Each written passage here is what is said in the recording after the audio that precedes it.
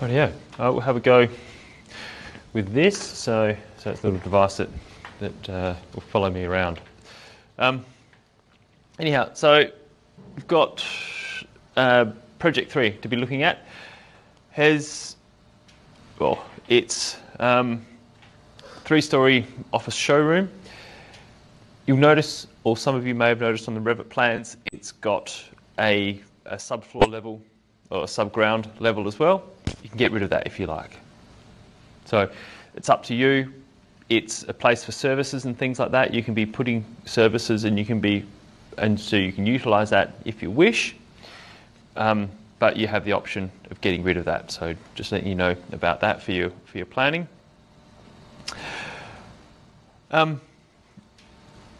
Also, another thing is, as we all know, the development plans are changing a lot at the moment, and the Adelaide City development plan has changed a lot just recently. The assignment hasn't been rewritten to reflect some of those changes, so a big part of those changes relates to car parking. One of those sort of pushes by Adelaide City Council or the development is to minimise the impact of cars within the city centre, because it means when there's too much car parking in the city centre, it gets quite congested, and that doesn't work very well for people. So there's a much larger push to promote bicycle transport, foot, and public transport in the city. So it's a bit of a coordinated approach. Hence, there's been some significant changes in that regard for car parking. One of the things you'll notice in the development plan is that it says when it relates to car parking, it says you can do car parking if it's associated with a car parking included in the building as part of a multi-level car park in certain circumstances and situations. What it doesn't really promote is car parking in the grounds. This assignment is one of the components is still that you're working out those car parking requirements. So I haven't changed it to reflect those changes, because I was just reading about those changes this morning. And we're not about to go making such drastic changes. But all the information that you would previously rely upon in regards to that car parking is still within the development plan. It's just not referenced within our zone anymore. So I'll take you through that. But one of the things I would like to steer you away from, it is, if you read the development plan, you think, okay, fantastic, we've got this subfloor area, let's get our car parking in there. I'll say no to that. If people were to come up with that, I think that shows excellent nous and excellent reading of the development plan, but it sort of goes beyond the bounds of what we want to be doing with this project. So we have to be a little bit fictitious about this, and I'll give you those car parking requirements as they were previously alluded or referenced. So I'll email that out and I can show those to you later. So what we're doing is we're still doing car parking on the grounds, and we're doing a number of car parks as a pro rata for our square meterage of our building. And what I mean by pro rata is we have 100 square metres of building, we have X number of car parks per 100 square metres of building area. So what we'll be doing is we've got a ground level showroom, so class 6, and it's class 6D, which is a form of retail for showroom. Then we've got our level 1 and our level 2. Another important aspect for this project, and something that you'd most definitely do with any sort of inner city development or commercial development, is that if we were to go through the NCC, we can see there are predicted occupancy levels. I can't remember what the reference is within the NCC, but the NCC says you should have this many occupants per this class and use of building. But what the NCC also allows in that same section, it says that if you are able to provide a more accurate assessment of the intended occupancy of that building, then that can be done to determine how many people are going to be using the building.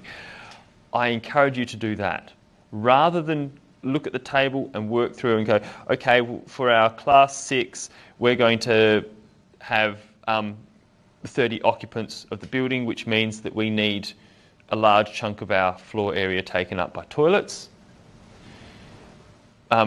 Being that showroom, the likely high-end type showroom that it would be in that locality, you would have very few occupants at any given time. In that showroom, you have about 5 to 6 staff, etc. So I think it's much better to think about your intended use of that showroom and put forward your estimate of your occupancies based on that, because that's going to be, like, the NCC allows for that. It's going to be a far more realistic approach to the design and allocation of services for that. So that's our occupancy for our class 6. Also, for our level 1, it says for 20 staff. Once again, if we were to go through the table in the NCC to work out what our staffing ratios are or the occupancy ratios, we're going to end up with more than 20 staff. So use this, because this is what it's being designed for. Saying, yes, we're designing this for 20 staff. And then 5 individual offices at the top. Once again, provide an estimate for that. You may say, okay, we're going to have 3 staff per individual office or so. Like some individual offices will only have 1 staff member, some individual offices will have teams. So build your estimates around that. So disability access and fire safety compliance is essential. With this project, that's where disability access, you've covered that all quite well, and also access and egress to an extent many of you have covered very well in Project 2 already. So those aspects should not be an issue for many people in this subject, and I think that's a reflection of sort of how well Anne-Marie's teaching compliance. I'm finding that's quite an easy step. With the fire safety compliance, that's going to be a little bit of a jump for you. So you'll be specifying hose reels, hydrants, extinguishers, smoke detectors, so not necessarily smoke alarms. So in your residential building, you've got a smoke alarm. We're talking about smoke detectors because we join those smoke detectors will be part of an integrated system, building management system, and will also alert the fire authority. So it's not about individual alarms, it's about detectors that send signals to a centralised system.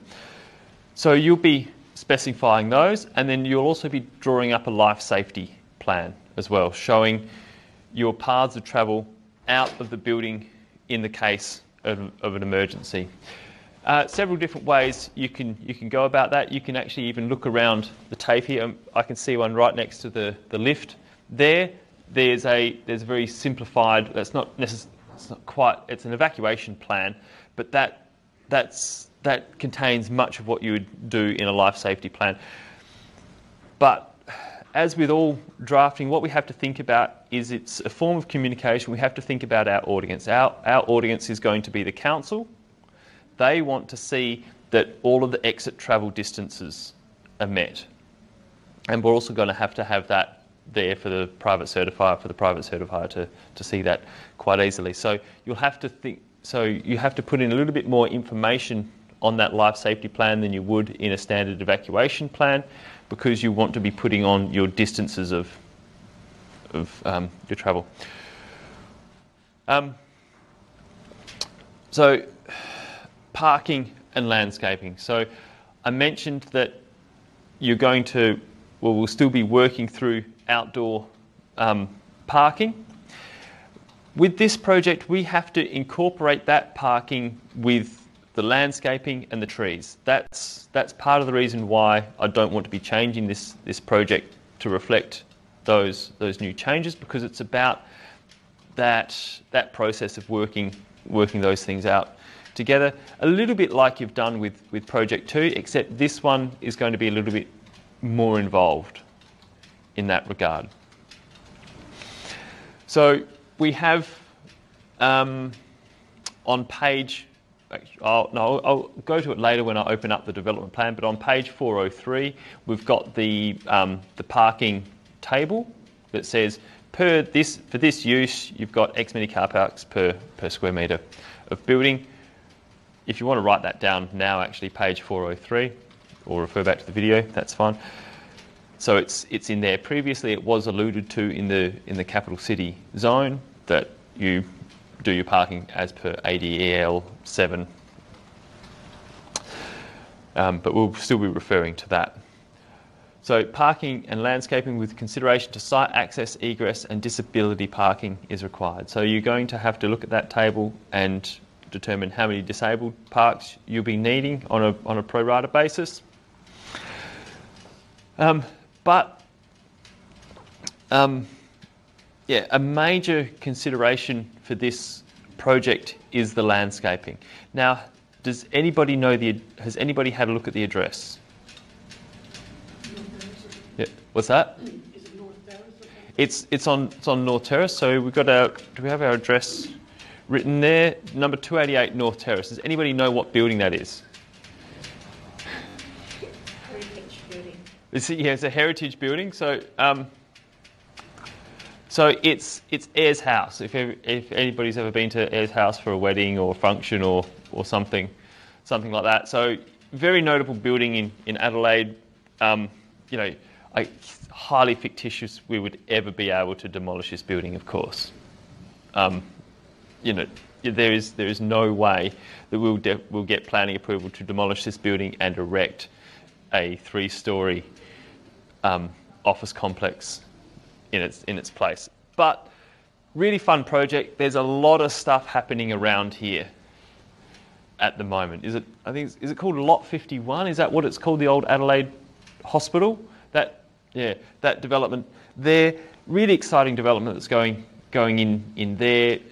It's a development centred around technology and offices, but will also incorporate a great deal of public space and also a lot of greenery. So help meld in with the Botanic Gardens there. For those of you that know the area, has anybody seen this building here on the corner there? Anybody know that one? It's a hotel. Yeah. That building there, that's, what is it, the Botanic Hotel and the Africola restaurant. They've incorporated a lot of greenery wrapping that building. It's part of not necessarily the architectural language of the locality, but it's an important feature in the I guess, what we call it, like the urban landscape of that area within the city, that there is the incorporation of a lot of greenery.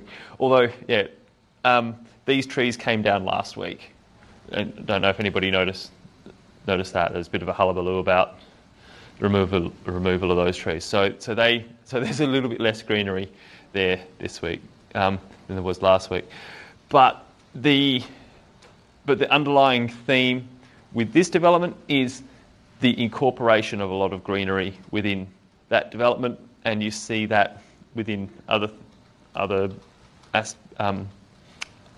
sites around here as well.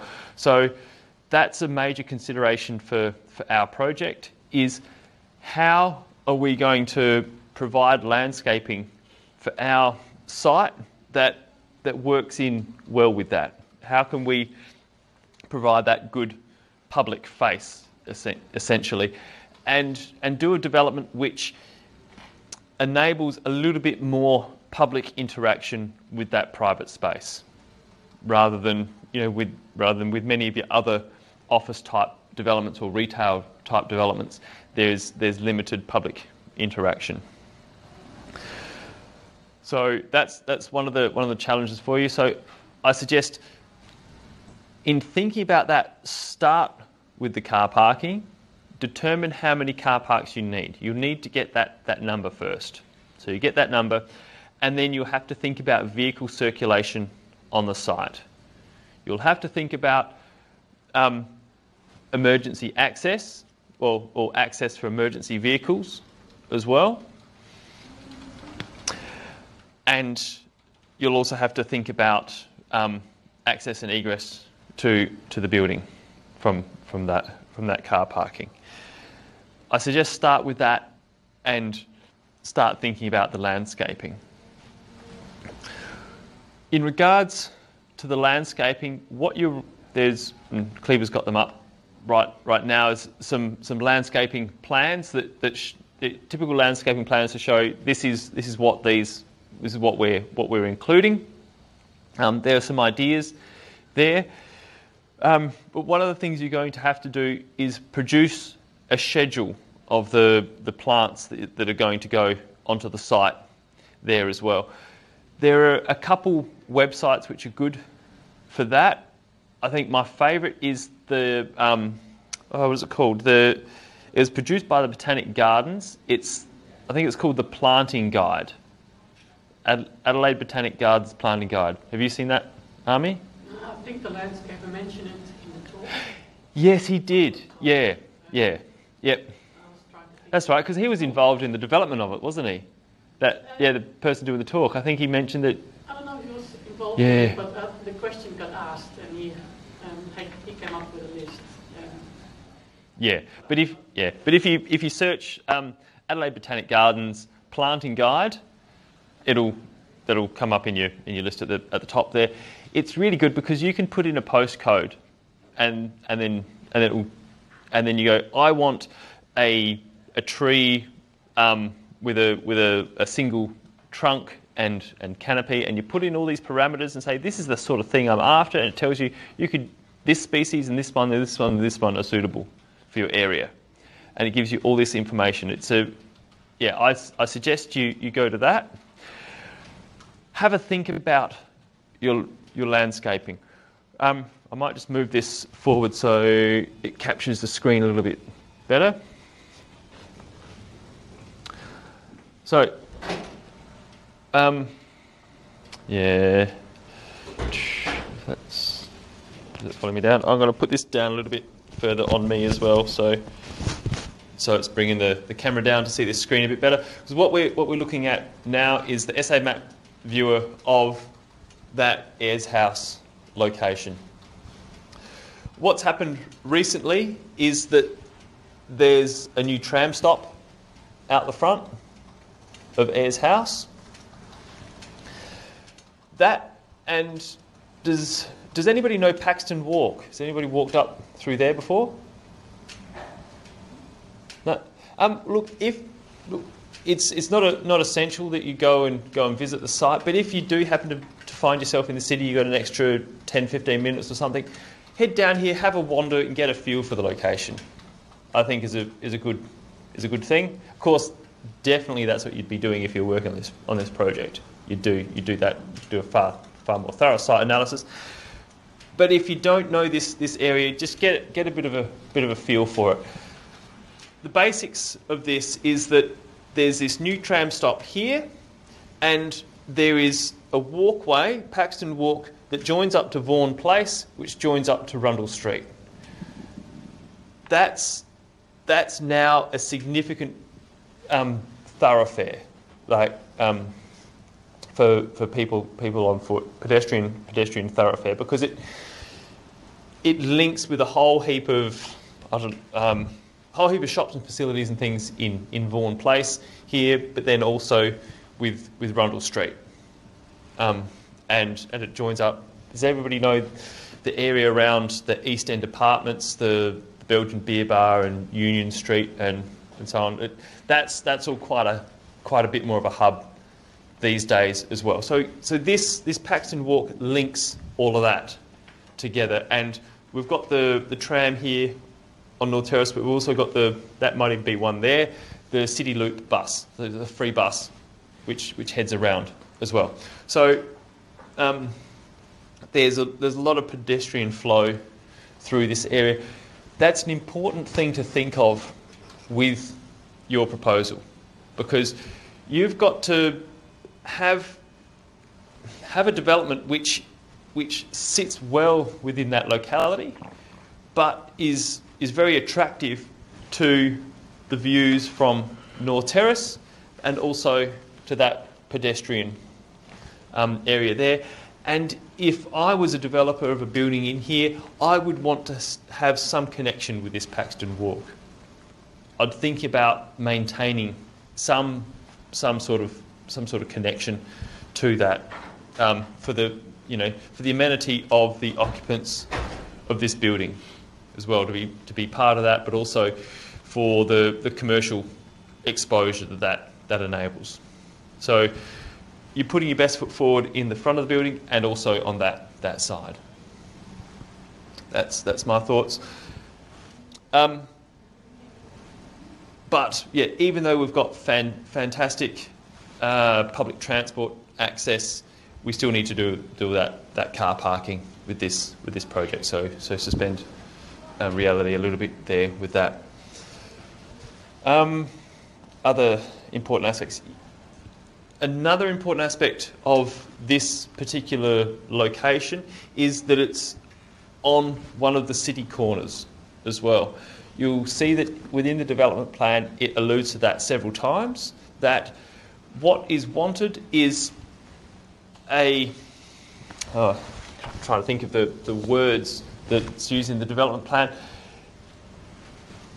What Adelaide City Council are wanting to see is this uniformity of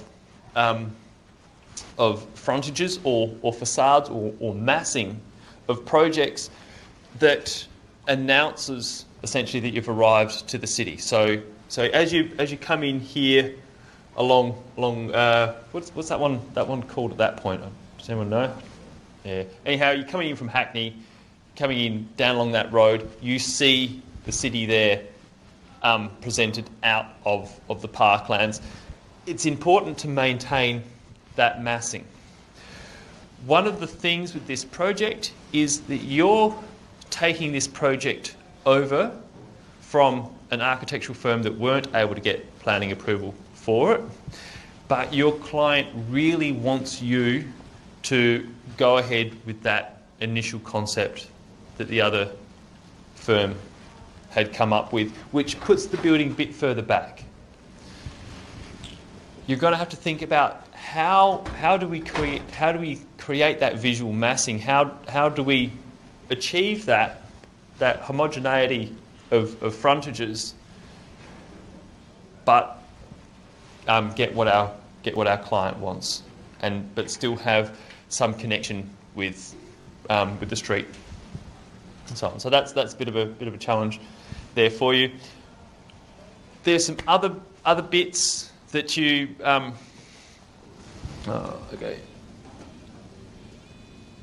other bits that you may notice in pulling apart the development plan. One of them is that you've got height restrictions on buildings. Now, height restrictions are actually worth a lot of money, like within the city centre. And I'm not sure how it goes now, but a long time ago there used to, and I don't know the ins and outs of it, but there was some sort of mechanism of trading of heights of buildings from different allotments. So people say, well, we're not building to this height in this one, but we want to build to this height in this one. Because when you get into the city centre, your sites are worth a lot of money, and the higher you can go, the better. That's another thing that you have to suspend a bit of belief with in this project, is that we're building a 3-storey office building on this site. not utilising much of the site and not utilising the maximum heights that we're allowed. So you'll see that there's an Adelaide zone map that relates to building heights in that area. And it says this is your maximum building height. Now, realistically, that's probably what would happen on that site if you were ever to get to that point of Ayers House burning down and needs to be, an office building put in its place. So you'd be going, look, off the top of my head, I think it's 56 metres. That's what you'd be going to with that. Being this course, we can't allow you to do any projects on anything over 25 metres because that takes you into Type A construction. We don't deal with Type A construction in this course. So we've got our building as it is. You'll also notice in the development plan it says that they encourage you, well, I think it's non-complying if you build to anything that's less than half of that height limit. So Adelaide City Council actually says, look, we want you to be building taller buildings as well. And we want to see that you build to at least half. So that would be at least 23 metres high. We're not even a sniff of that with this project either. So there are a couple things that your client wants you to do which are quite unrealistic. Being the council, I'm not going to take you to task on that, say, oh, look, yeah, your building's not 23 metres high, hence we're non-compliant.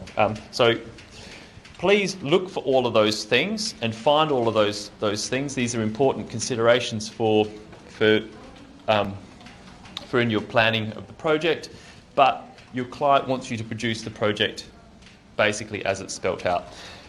One final thing is that to get the location, to get our site plan and our location on that, we get the arborist report as well.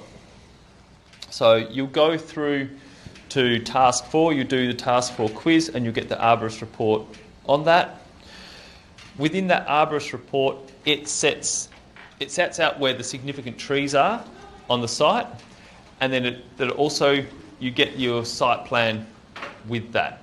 So that is essentially your site plan and your location. So on the Learn site, there are some sketch plans.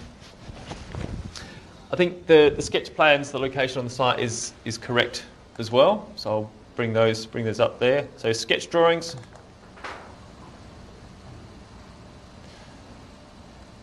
So you can see diagrammatically that's correct. So no. One thing that is not correct though is allow for 12 visitor car parks. I will allow you to attribute your car parking as you see fit for that. So for staff, for visitors. So you have that freedom to attribute those. What you're going to have to do is just get that number of car parks and think about, okay, we're going to have some car parking out the front, we're going to have some car parking out the back, possibly. It's about you thinking through that.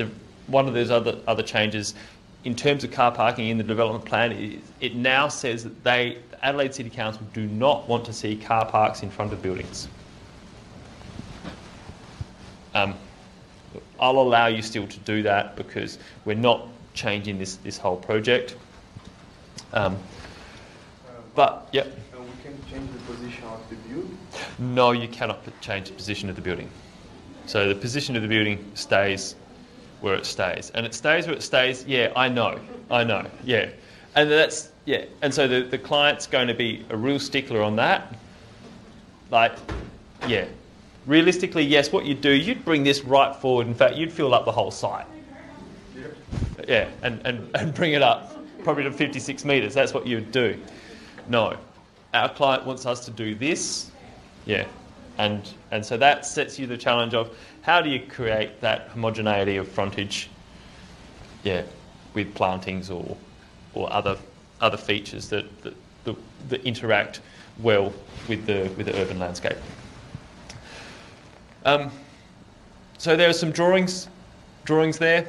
That gives you an idea of what that is. What else do we need to discuss? Oh yes, so the arborist report. So when you look on SA Map Viewer or the council development plan, you'll see that there are significant trees on that site. We're dealing with that in this project as well. What you're going to have to do is, in that development plan, it tells you how you're dealing with significant trees and how we think about significant trees. If significant trees are dangerous or diseased, are there some options there for removing significant trees, etc. So that's a very important thing to research in the development plan, the significant trees, see how that lines up with the arborist report and see what can be done. Also, have a look on the site plan. When you get that, you can click on your trees. It will tell you what type of tree that is. Research that type of tree as well. So understand those trees as they are, and figure out what can I do with those trees, and what should I do. I think the thing I'd like to encourage is it's best to maintain trees as much as you can, because you can't build trees, and landscaping takes a very long time to fully establish. So keep what you can, but use the license that the arborist report, etc., enables you to use for your development. Are there any questions about that? No? All good? Sending us the form to apply for removal of trees. Oh, it might be an online form. Yes, that may have changed now as well. Yeah, you've been looking for that in the Adelaide City, and it's no longer there, that form. I haven't been sent that from when I got the forms from Adelaide City Council, the old PDFs. I didn't get sent that one. I didn't ask for that. Yeah, okay. The Powerline Declaration for Adelaide City Council is just your standard form Powerline Declaration, but I can send that out as well because I have a copy of the standard form one. So okay, I'll send out the Powerline Declaration, which is a standard one. In terms of application to look, I'll have to have a look into that. The application to remove trees. Possibly I can get a blank of that one. But if I can't get a blank of it, that's not an issue. The most important thing is that you read the development plan and understand how you should deal with significant trees. That's the important thing there. Any more questions? I think that's enough to get you going for now, to work, to be thinking about that project. Oh, one other thing I would add is this is really your opportunity for some really interesting facades and so on. In fact, that's what you're going to have to do. You're really pushing stuff uphill to get a project like this through the council. That's going to happen by significant architectural merit. So it's your opportunity to think about those things as well, and think about what you want to do on your facades. For the facade, It can be like a conceptual sketches, or it has to be like explain how things are structured. It's all conceptual. So for planning approval, it's all conceptual. For building rules consent, you have to do a cross section through your roof and show your roof drainage, and through the balcony as well. That's the limit of the things you have to do for building rules consent that might impact on what details you need to do for that. It can be thoroughly conceptual. One thing I don't want to see specified though is aluminium sandwich panel cladding. Well, look, you can. So there are some non-combustible or low combustibility aluminium sandwich panel claddings, but it's a really difficult thing to get certification for now. It's a really hot topic, probably not your best material choice. Cool, thank you.